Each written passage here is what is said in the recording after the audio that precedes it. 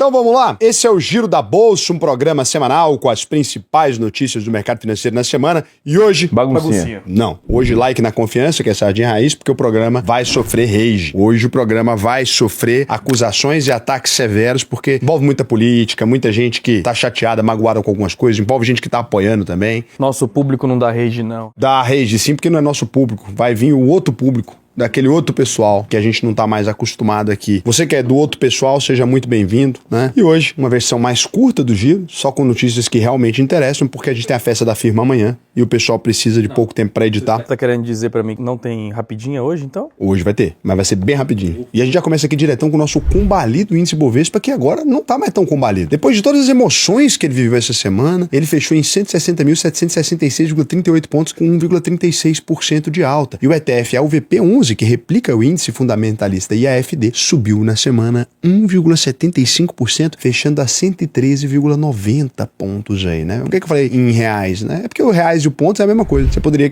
dizer que o Ibovespa está em 160 mil reais, mas eles preferiram chamar de pontos para ficar mais emocionante. E o IFIX subiu 0,43%, S&P 500 caiu 0,57%, Nasdaq 1,71%, dólar, aquela coisa toda que você já está acostumado. A gente teve aí uma semana cheia nos mercados, tem um número impressionante que saiu da inflação, tem o Banco Central segurando a Selic lá em cima. A gente vai falar de tudo isso, mas a gente vai começar com a notícia que fez muita gente revirar o estômago aqui, que foi a decisão implacável do governo Donald Trump de tirar o nome do nosso excelentíssimo ministro da Suprema Corte, grande homem, já sabíamos, já imaginávamos, Alexandre de Moraes, da lista negra da Lei Magnitsky. O que significa que agora, a partir de hoje, a gente diz aqui que Alexandre de Moraes ganhou todas as disputas na qual ele entrou. Ganhou disputa contra o Elon Musk, contra todo mundo, incluindo contra o Donald Trump.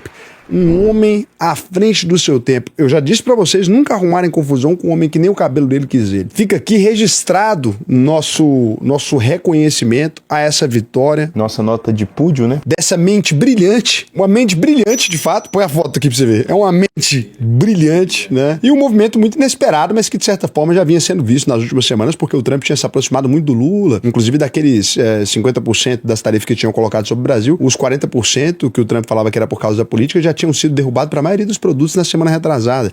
O fato é que o Xandão e a esposa dele se livraram dessa, e isso pode mexer muito com o jogo político. Ainda mais agora que a senhora Viviane Xandão também apareceu em outra manchete. Ela tem um contrato de 129 milhões, assinado pelo escritório de advocacia dela com o Banco Master. E voltando aqui então, pensando no fator político, a retirada da Lei Magnitsky acontece exatamente no momento que o ministro vinha negando a prisão domiciliar do Bolsonaro. Já estava julgando o chamado núcleo 2 da trama golpista e também anulou uma votação da Câmara para declarar a perda imediata do mandato da deputada federal Carla Zambelli. E aí, a direita está tentando se mobilizar no Congresso e na terça-feira a Câmara aprovou o PL da dosimetria, que prevê a redução das penas para os acusados de tentativa de golpe de Estado, mirando as centenas de pessoas que continuam presas por causa do 8 de janeiro. Gente, o Xandão não libera mesmo esse povo. Já prendeu o Bolsonaro, deixa o povo embora pra casa, chega disso. Aí também a mulher foi cagar também dentro do que pariu também, né? Isso aí dá raiva também. Pode acabar abrindo um caminho aí também pra aliviar a pena pesada do Bolsonaro, que pegou 27 anos de cadeia, mas não vai ficar preso isso tudo também, porque presidente fica preso 2 anos. É diferente de banqueiro, mas também não fica, sim, ex-presidente também preso também. Mas, com tudo isso acontecendo, o Flávio Bolsonaro tá mantendo o discurso de que vai ser candidato a presidente em 2026, e agora com o apoio declarado do governador de São Paulo, que é o Tarcísio de Freitas. Ele disse que tá fechadão com o Bolsonaro, mas que ele vê mais nomes da direita na disputa contra o Lula. Ou alguém que ele acabar indicando aí, né? Alguém que ele foi indicado por ele aí. Pelo jeito vai depender da saúde do Lula, que já tá com 80 anos e não é mais aquele garoto.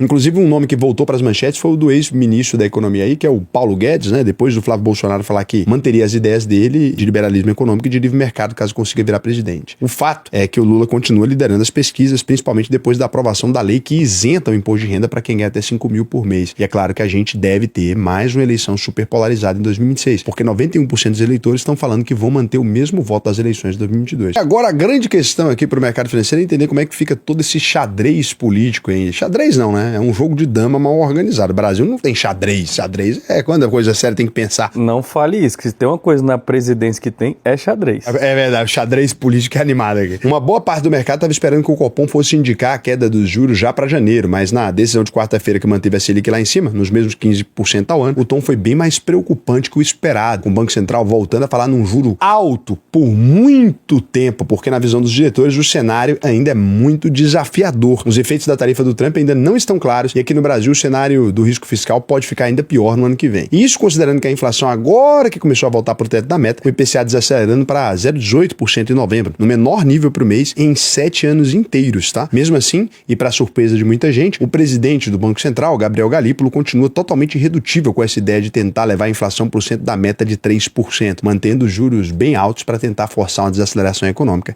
E agora a gente vem aqui para as rapidinhas. Não, rapidinho nada disso, uma notícia que não é nem irrelevante ao ponto de ficar fora do programa, nem relevante o suficiente para ganhar um destaque. E depois de uma confusão que terminou com a ocupação do plenário da Câmara, o deputado Glauber Braga, aquele que bateu no Kim Kataguiri, O próprio. do PSOL, foi retirado à força pela Polícia Legislativa, mas acabou escapando de ter o mandato cassado. Ele pegou 6 meses de suspensão por quebra de decoro parlamentar por ter expulsado da Câmara com empurrões e chutes o integrante do MBL. Se ele tivesse mandado um áudio falando de ucraniano, tinha sido cassado. Agora, se por causa de uma bicudinha também a gente começar a caçar mandato aqui, ficou complicado, né? E o Brasil registrou a maior queda no número de nascimentos em mais de 3 décadas. Segundo o IBGE, nasceram 5,8% a menos de brasileiros em 2025, no 6º ano consecutivo da queda de natalidade. Coincidência ou não, foi o tempo aí, né? Esse censo aí que tá recolhendo é do tempo que o Cazé tava comprometido, agora deve voltar a subir normalmente, pode ficar tranquilo, porque isso aqui ele resolve pra gente nesse ano, ele tira a diferença. A Coca-Cola nomeou o brasileiro Henrique Braun, que na verdade é cidadão dos 2 países, né? Mas vamos falar que é brasileiro, como novo CEO global da empresa. Com 57 anos, ele ocupa o cargo de diretor de operações e a partir de março vai substituir o atual CEO, James Quincey, né? Que comandou a Coca-Cola nos últimos 8 anos. E a Comissão de Constituição e Justiça do Senado aprovou a PEC que cria o regime de escala 5x2, garantindo uma jornada de trabalho que pode baixar para 36 horas semanais nos próximos 4 anos. O problema foi que não tem uma compensação financeira aí, né? Então esse é um aspecto meio complicado. Mas eu, sinceramente, cara, eu sou bem a favor da escala 5x2. Eu acho que é muito difícil uma pessoa conseguir viver na escala 6x1. Aqui na empresa, inclusive, a gente não tem ninguém trabalhando na escala 6x1. Já estamos livres da escala 6x1 há um tempo já. Se a mudança for aprovada em plenário e virar lei, o trabalhador brasileiro passa a ter direito a pelo menos 2 dias de descanso remunerado por semana.